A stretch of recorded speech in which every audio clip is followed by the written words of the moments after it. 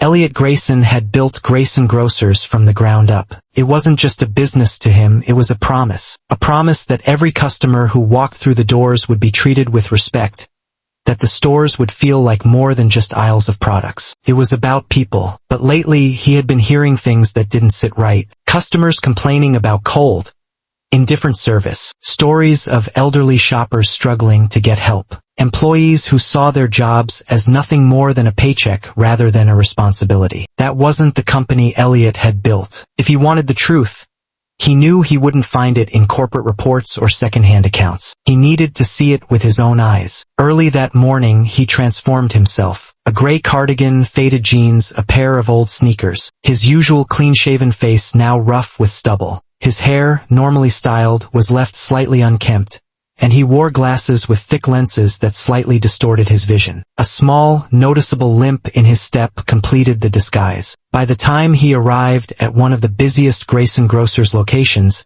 he felt invisible. The automatic doors slid open, welcoming him into the bright store, filled with neatly stacked produce and the soft hum of checkout scanners. Employees moved past him, eyes down, focused on their tasks, or worse, pretending not to notice him at all. Elliot deliberately slowed his movements, taking his time as he browsed the aisles. He reached for a can of soup on a high shelf, stretching slightly, letting out a small, deliberate grunt of effort. Nothing. A young employee nearby stocked shelves, placing boxes in neat rows. Elliot turned toward him. "Excuse me, son.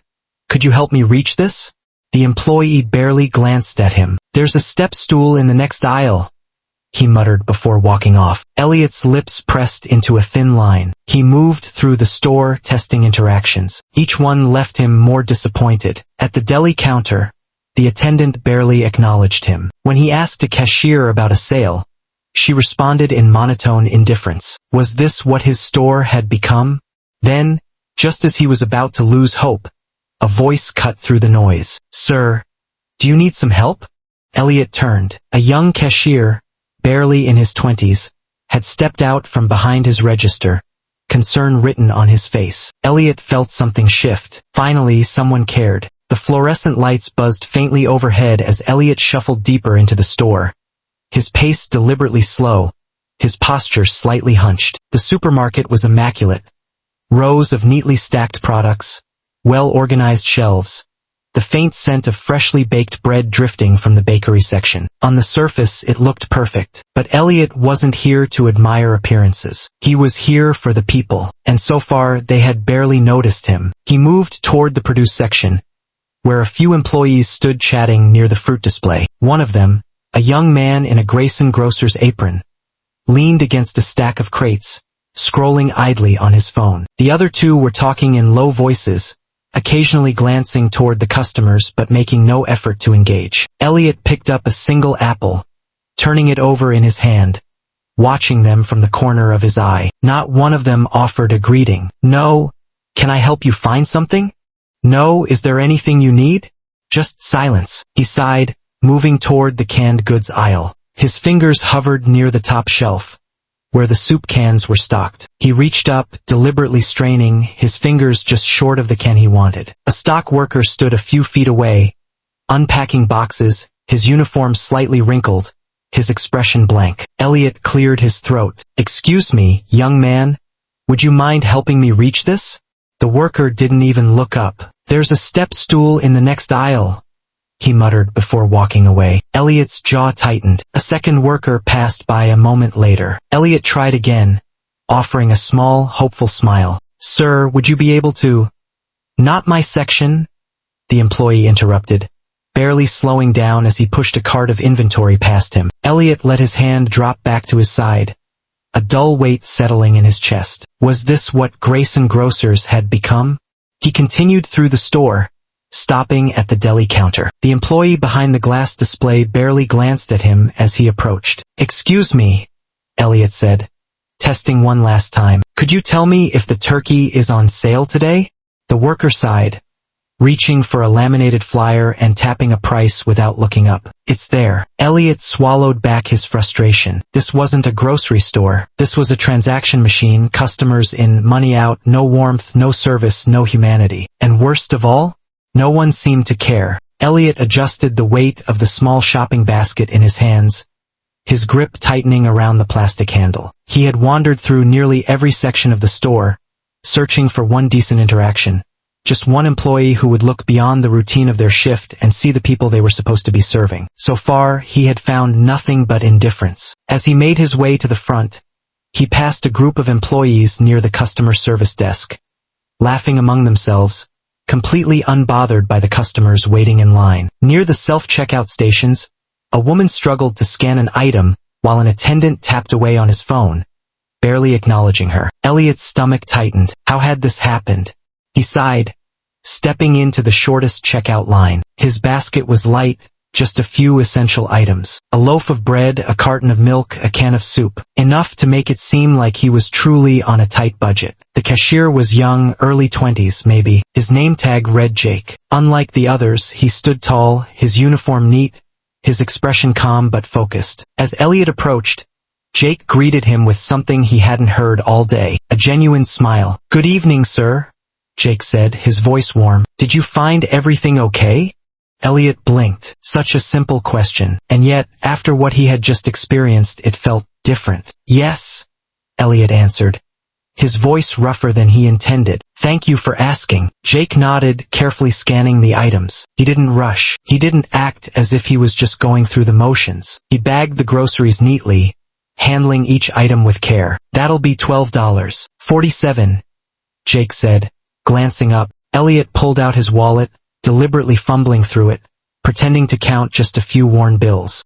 He hesitated, letting a flicker of worry cross his face, as if he wasn't sure he had enough. Jake noticed instantly, his hands stilled, his eyes flicking to the total. Without a second thought, he reached into his own pocket and pulled out a few crumpled dollar bills. "I got it," he said, sliding the money into the register before Elliot could react. "Don't worry about it." Elliot stared at him, the weight of that small gesture hitting harder than anything else that day. This young man, who probably didn't make much himself, was willing to help a stranger without hesitation. And that was when Elliot knew. Jake had no idea who he had just helped, but Elliot knew exactly who he had just found. Elliot watched as Jake pressed a few buttons on the register, finalizing the sale without expecting a single word of thanks. There was no hesitation, no grand gesture, just quiet kindness, given freely. For the first time that day, Elliot felt seen. He picked up his neatly packed groceries,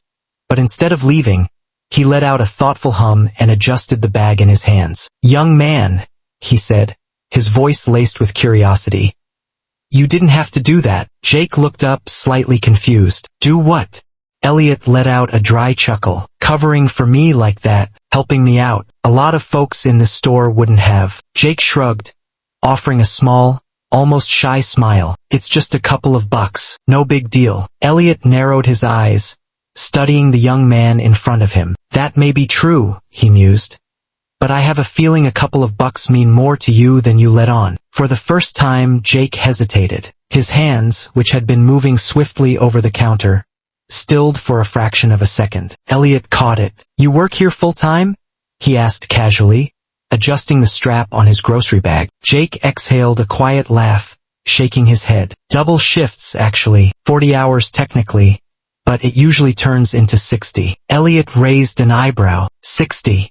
"Yeah," Jake admitted, rubbing the back of his neck. "It's not forever, just doing what I gotta do for now." Elliot leaned slightly on the counter, letting the silence settle for a moment before asking, "Taking care of someone?" Jake hesitated again, but this time, there was no hiding it. He let out a slow breath before nodding. "My little brother and sister," he said. "Since our parents passed last year, it's just been us." Elliot felt something tighten in his chest. "And you're doing this all on your own?" Jake nodded again, his expression steady, but there was something tired in his eyes. Something Elliot recognized. It was the look of someone who hadn't had the luxury of slowing down in a long time. Jake gave another small shrug. "They're good kids. Deserve better than what life's thrown at them. If I gotta work extra to make sure they're okay, then that's just how it is." Elliot felt a quiet weight settle over him. Despite everything, the struggles, the exhaustion, the constant pressure, Jake still chose to be kind. He wasn't just working to survive. He was working to give others a chance. And Elliot knew right then and there that Jake had no idea how much his kindness was about to change his own life. Elliot lingered near the checkout area, pretending to adjust the strap of his grocery bag, but his eyes were fixed on Jake. He watched as Jake moved with unwavering patience, scanning each customer's items carefully, making small talk, offering genuine smiles. It wasn't forced. It wasn't because anyone was watching. It was just who he was. An elderly woman approached his register next, struggling slightly as she placed a small handful of items on the belt. A loaf of bread, a carton of eggs, a bag of rice. Elliot noticed the way she hesitated before adding a small pack of tea, as if debating whether she could afford it. Jake noticed too. When she handed over a few wrinkled bills and some loose change, he glanced at the total, his fingers hesitating on the register for just a second before he nodded to himself. Without a word, he covered the difference. "There you go, ma'am," he said cheerfully, handing her the receipt. "You have a great evening, all right?"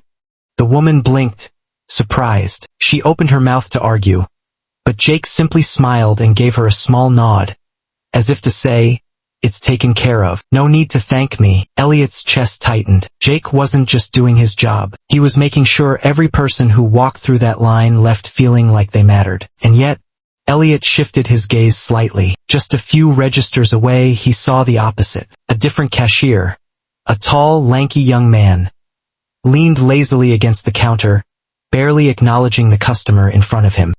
His tone was flat, disinterested, as he muttered the total without making eye contact. When the customer, a young mother juggling a fussy toddler, hesitated while searching for her wallet, he sighed loudly, tapping his fingers against the counter in impatience. Elliot's stomach twisted, but it was the next moment that boiled his blood. As Jake finished with another customer, the indifferent cashier scoffed, shaking his head. "Man, you're seriously wasting your time," he muttered loud enough for Jake to hear. "Why do you even bother with those kinds of people? They barely spend anything." Jake turned, eyes flashing. "What?"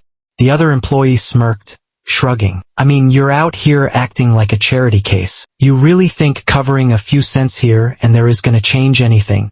Elliot felt his hands tighten around his grocery bag. Jake squared his shoulders, his jaw tightening. "Maybe it won't change everything," he said, his voice steady, "but it'll change something for them, and that's enough." Elliot exhaled slowly, his pulse steady but deliberate. He had seen enough. Elliot adjusted the strap of his grocery bag and took a slow, steady breath. It was time. He had seen everything he needed to see, the good, the bad, and the outright unacceptable. The way Jake had treated customers like human beings, while others barely acknowledged them. The dismissive shrugs, the lack of care, the moments when employees chose to ignore rather than help. And now they were going to understand exactly who had been watching. He approached the customer service desk, his steps slow and deliberate. A manager stood behind the counter, flipping through some paperwork. Elliot cleared his throat. "Excuse me," he said, still using the voice of an elderly man. "I need to speak with the person in charge." The manager barely looked up.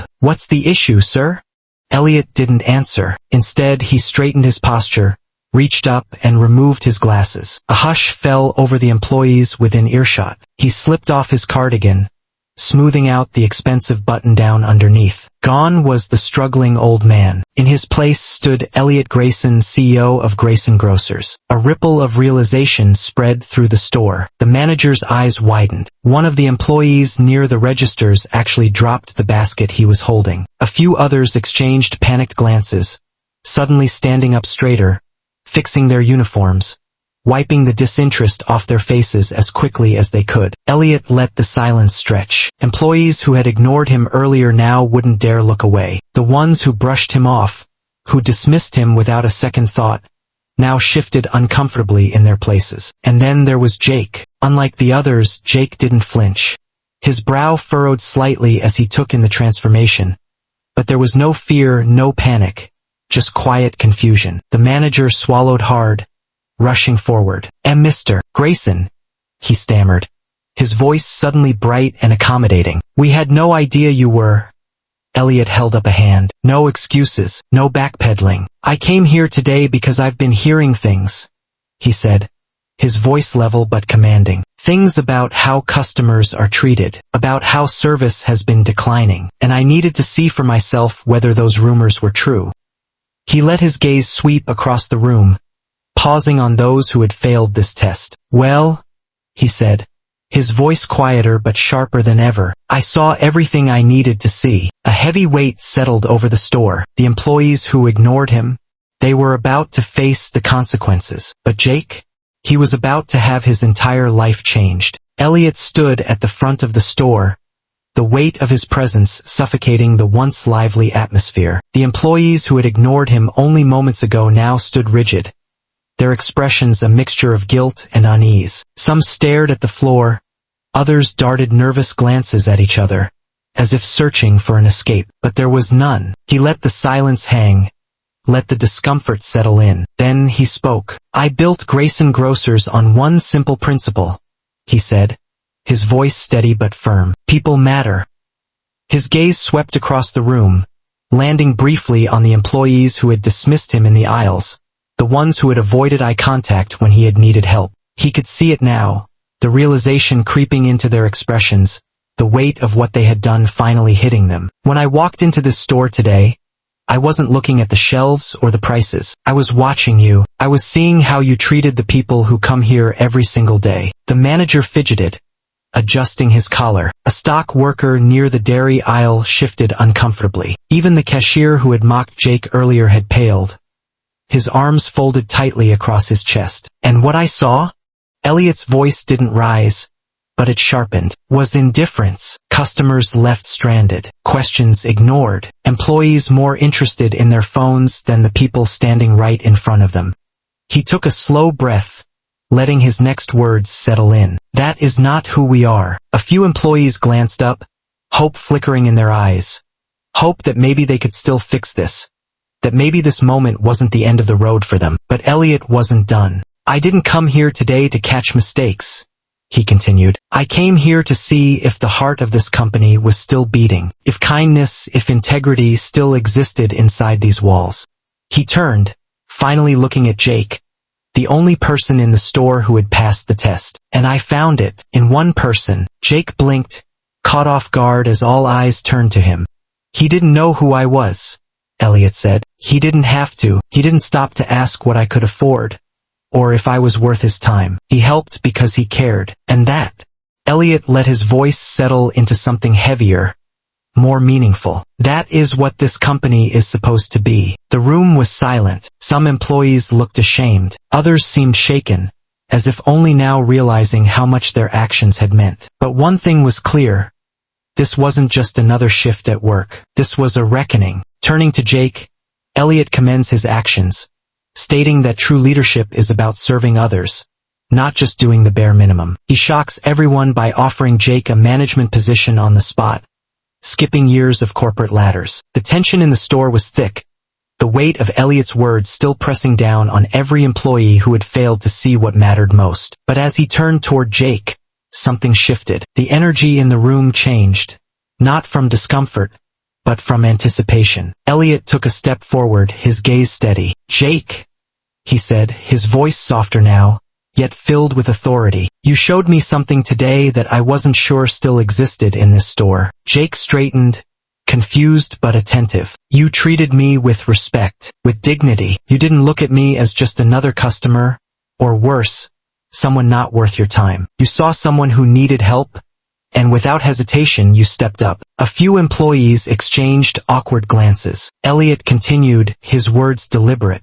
Leadership isn't about titles. It's not about how long you've been with a company or how many people report to you. Leadership is about service. It's about putting others before yourself, about making sure that no matter what position you hold, you do the right thing. Jake swallowed hard, his brow furrowing as if he was still trying to piece together where this was going. Elliot let a small smile form. And that's why, as of this moment, I am promoting you to assistant store manager. The room went dead silent. Jake's eyes widened. Sir, what?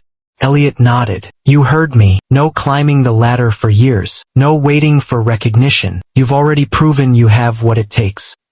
He glanced toward the stunned employees still standing in shock. And maybe some people in this room could learn from that. Jake shook his head slightly, still processing. I don't even know what to say. Elliot placed a reassuring hand on his shoulder. Then don't say anything. Just keep being exactly who you are. A slow murmur spread through the room. Some employees whispering in disbelief. Others realizing just how badly they had misjudged this entire day. The ones who had brushed off customers, who had ignored the test, now stood there, knowing they had lost something far greater than just a scolding. They had lost the trust of the man who built this company. But for Jake, his entire world had just changed. Elliot takes things even further. In recognition of Jake's struggles, he sets up a fund to support his education and provides financial aid for his siblings. The room is filled with tears and applause, while the employees who ignored him look on in regret. The shock hadn't worn off by the time Elliot took things one step further. Jake stood there, still reeling from the unexpected promotion, when Elliot reached into his pocket and pulled out an envelope. "This is for you," he said simply, handing it over. Jake hesitated before taking it, his hands slightly shaking as he opened the flap. As his eyes scanned the contents, his breath hitched. He looked up in pure disbelief. "This?" His voice wavered. "This is a scholarship?" Elliot nodded. "A full education fund. Enough to make sure that you don't have to work 60-hour weeks just to keep your family afloat." Jake's throat bobbed as he swallowed hard. His fingers gripped the envelope, as if making sure it was real. I don't understand," he admitted. "Why are you doing this for me?" Elliot's voice was steady. "Because you earned it. Not by asking, not by expecting, but by doing what so many others in this room didn't. You gave even when you had nothing to spare." Jake exhaled sharply, his composure slipping. His eyes shimmered, and for the first time he looked overwhelmed. And then Elliot spoke again. "And one more thing," he said. "This isn't just about you. This is about the people who rely on you. I've arranged financial support for your siblings as well. They won't have to struggle anymore." A small gasp came from somewhere in the room. Jake froze. The reality of it hit him like a tidal wave, crashing over him all at once. The long nights, the exhaustion, the weight of responsibility that he had carried alone. Suddenly, it wasn't all on him anymore. And then, the room erupted in applause. Not polite claps, not empty gestures, but genuine, heartfelt applause from customers, from staff, from people who had witnessed something they never expected to see today. Jake's shoulders trembled slightly as he wiped at his eyes, blinking hard. He opened his mouth, but no words came. He looked at Elliot, his voice barely above a whisper. "Thank you." Elliot nodded, his own expression calm but full of something deeper. Satisfaction, pride, and most of all certainty. Because today he hadn't just changed Jake's life. He had changed the way everyone in that store would think about kindness forever. The transformation was undeniable. Elliot returned to the store 2 weeks later, but this time he didn't need a disguise. He walked through the automatic doors, dressed in his usual crisp suit, and immediately noticed the difference. The once disengaged employees were now active, attentive, and present. At the entrance, a greeter smiled warmly at incoming customers, offering baskets and answering questions with genuine enthusiasm. In the aisles, stock clerks who had once ignored struggling shoppers now paused their work to assist anyone in need. Even the cashiers, who had once treated customers like nothing more than a task, now made eye contact, exchanged friendly words, and treated people like people. At the heart of it all was Jake. He stood confidently near the registers, wearing his new assistant manager badge with quiet pride. He wasn't barking orders or demanding respect. He didn't need to. He led by example. Elliot watched as Jake knelt to help an elderly man pick up a fallen bag of oranges, chatting with him as he carefully placed the fruit back into his cart. A few steps away, another employee saw and instinctively moved to help a young mother carry her bags to the door. This wasn't the same store Elliot had walked into weeks ago. The shift wasn't just in service, it was in mindset. Before, the employees had seen their work as just a job, something they did until the end of their shift. Now, they understood that they were part of something bigger. Kindness had become contagious. Elliot moved quietly through the store, blending in with the customers. As he reached the back, he overheard a conversation between two employees stocking shelves. "Did you see Jake cover that lady's groceries the other day?" one of them said. No hesitation, just did it. Yeah, the other replied. Crazy how much this place has changed since Grayson came in that day. Makes you think, maybe we should have cared more from the start. Elliot smiled to himself. Before he left, he approached Jake at the front. The young man looked up and immediately straightened. But there was no fear, no hesitation. Just quiet confidence. Mr. Grayson, Jake said with a respectful nod. Elliot chuckled. I think you've earned the right to call me Elliot. Jake grinned. All right, Elliot. Elliot looked around, letting the moment settle in. This place feels different. Jake exhaled, nodding. It is. People started realizing that what we do here matters. Elliot clapped a hand on his shoulder. That's because you showed them how much it does. As he walked out of the store, Elliot didn't need to look back. He already knew the truth. One act of kindness had changed everything, and it would never be the same again.